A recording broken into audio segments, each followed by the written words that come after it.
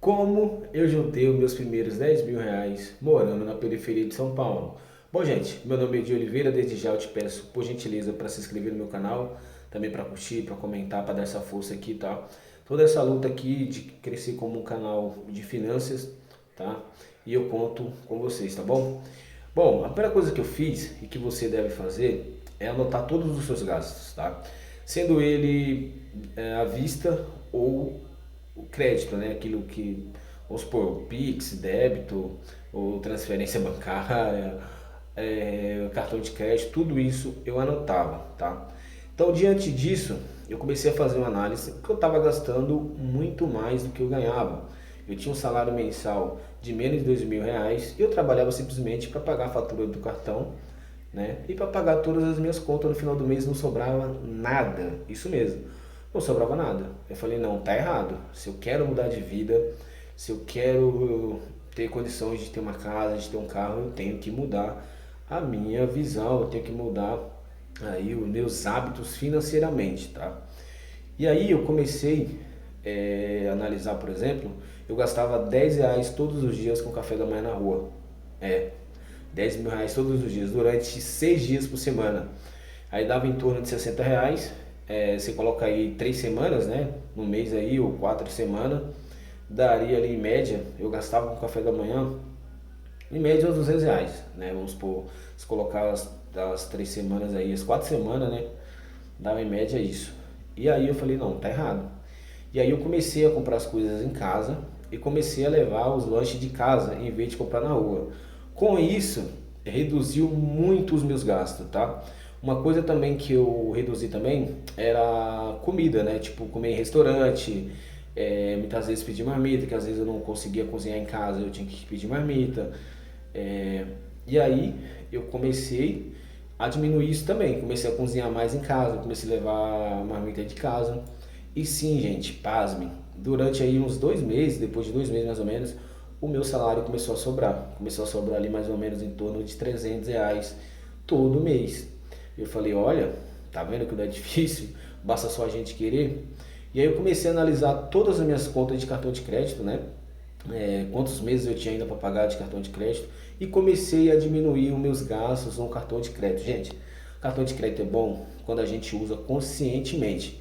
Quando a gente não consegue usar conscientemente, que a gente compra por impulso, é um terror na vida do pobre e você não vai conseguir prosperar trabalhando para pagar cartão de crédito. Você tem que rever isso aí. Eu comecei a rever minha fatura, falei, não, mas tá errado. Como é que eu ganho menos de R$ 2.000 e eu pago dia 5 uma fatura de R$ 700 e eu pago dia 20 a fatura de 400, sendo que eu tenho um aluguel também para pagar, sendo que eu tenho internet também, né? E aí comecei a baixar a fatura do meu cartão, tá?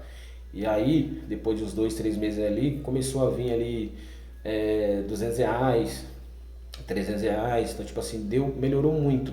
Com isso, automaticamente começou a sobrar dinheiro. Com isso, eu comecei também a guardar mais dinheiro, tá, gente? Eu comecei a juntar meus primeiros R$ 100, isso mesmo. Meu primeiro depósito que eu fiz, que era poupança ainda, não entendia nada de investimento, não sabia nem o que era ser um CDB da vida.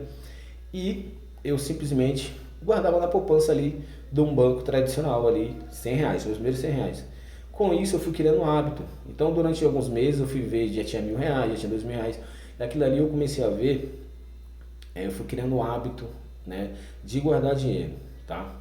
Uma coisa também que me ajudou muito mesmo foi fazendo extra, isso mesmo, fazendo hora extra no serviço ou fazendo uma renda extra ali, vendendo algumas coisas. Por exemplo, eu importava relógio, fone de ouvido do AliExpress, tá? E revendia para rapaziada do meu serviço. Eu pesquisava ali os melhores relógios, os melhores fones, para não ter dor de cabeça, para não ter prejuízo, para não ter reclamação ali. E é algo que me ajudou muito e também que me ajuda até hoje, tá? Eu dei uma parada porque eu tenho umas outras coisas, mas eu tô voltando de novo. Vale muito a pena importar se a gente tiver a cabeça ali de comprar um produto que a gente pega num precinho ali e consegue ter uma margem de lucro em cima dele, então ainda vale a pena ainda importar lá de fora, tá, gente? Por mais que tenha os impostos estaduais, tá? Esses impostos do AliExpress são impostos estaduais. Quem ganha durante esses impostos é o Estado. Por exemplo, eu estou aqui em São Paulo, então quem ganha em cima desses impostos aqui não é o governo federal, é o governo estadual, tá? E com isso, gente, eu tinha fone de ouvido que eu comprava ele por 40, vendia ele por 90. Olha aí, R$ 50 de lucro. E tipo, antes não tinha essa taxa, não tinha esse imposto, né? Smartwatch eu pegava ali na faixa de R$ 60, um smartwatch bom, aí eu conseguia vender ele por 130, R$ 150. Então com isso foi sobrando um dinheiro ali todo mês e eu fui reinvestindo e eu fui também aplicando, conheci o CDB, comecei a deixar no CDB, começou a render ali R$ 1 por mês, depois foi aumentando para R$ 20 mensal e assim em diante, tá? Então, uma das coisas que você tem que fazer também é uma renda extra. Não adianta você só ficar só com o seu salário, que não vai ser fácil. Uma outra coisa também, eu recebia décimo, também eu não mexia no meu décimo. Eu também não mexia no meu PIS, quando eu recebi o PIS também, eu não mexia também, eu pegava o PIS, o décimo, e acabava investindo e esquecendo ali. As férias não tinha como guardar, porque eu tinha aluguel para pagar quando eu saía de férias e quando eu voltava também. Então as férias era um pouco difícil, mas mesmo assim eu dava um jeito também de guardar um dinheiro, tá? Uma outra coisa, cortei, por exemplo, eu tinha Netflix, tinha Amazon, tinha um monte de streaming. Falei, cara, eu não assisto isso todos os dias, então isso pra mim não vale a pena, né? E aí o que eu fiz? Comecei a cortar todos esses streams, tá?